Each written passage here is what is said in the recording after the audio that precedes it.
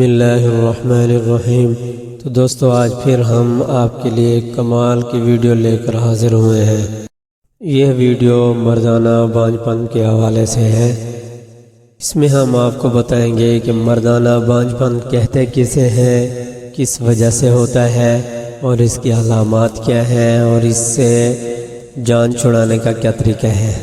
مردانہ بانجھ پن کسے کہتے ہیں اس کو تھوڑا سا دیکھ لیتے ہیں۔ مرد حضرات کو کئی طرح کی خرابیاں ہو سکتی ہیں جس کے نتیجے میں سیمن یعنی منی میں سپرم صحیح تعداد میں نہیں ہوتے یا ٹھیک حالت میں نہیں ہوتے، یعنی نارمل سیمن منی یعنی کہ منی کے 2 سے 4 cc میں سپرم کی تعداد 40 ملین فی cc تک ہوتی ہے۔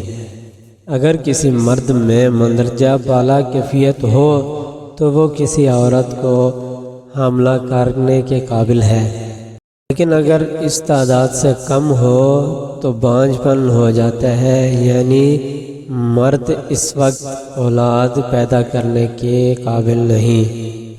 بعض اوقات مردوں میں سیمن میں سپرم کی تعداد کم ہونے کے ساتھ ساتھ کمزوری بھی ہوا کرتی ہے۔ اس سیمن کی تعداد کی کمی یا کمزوری کے درج ذیل مسائل ہو سکتے ہیں۔ نمبر 1، منی میں سپرمز کی تعداد کا کم ہونا یا غیر نارمل ہونا۔ نمبر 2، جماع کے دوران فوراً انزال ہو جانا۔ نمبر 3، جماع کے دوران انزال نہ ہونا۔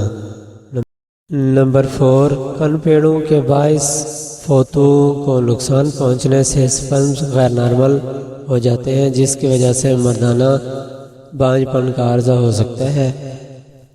نمبر 5، اگر T B, sugar, cancer, thyroid gland کی خرابی ہو تو سپرمز غیر نارمل ہو جاتے ہیں جو مردانہ بانجھ پن کا موجب بنتے ہیں۔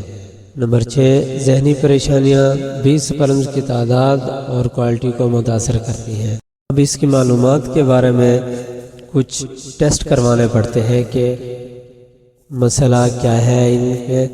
اس کے لیے ٹیسٹ سپرمز انالیسس ہوتا ہے جس کی وجہ سے یہ پتہ چلتا ہے کہ مریض کو مسئلہ کیا ہے۔ اب آتے ہیں اس کے علاج کی طرف۔ فاسفورس 6X، شدید جنسی خواہش ہوتی ہے لیکن جماع کی طاقت نہیں ہوتی۔ ایسی صورت میں اگر یہ دوا دی جائے تو مردانہ بانجھ پن ٹھیک ہو سکتا ہے۔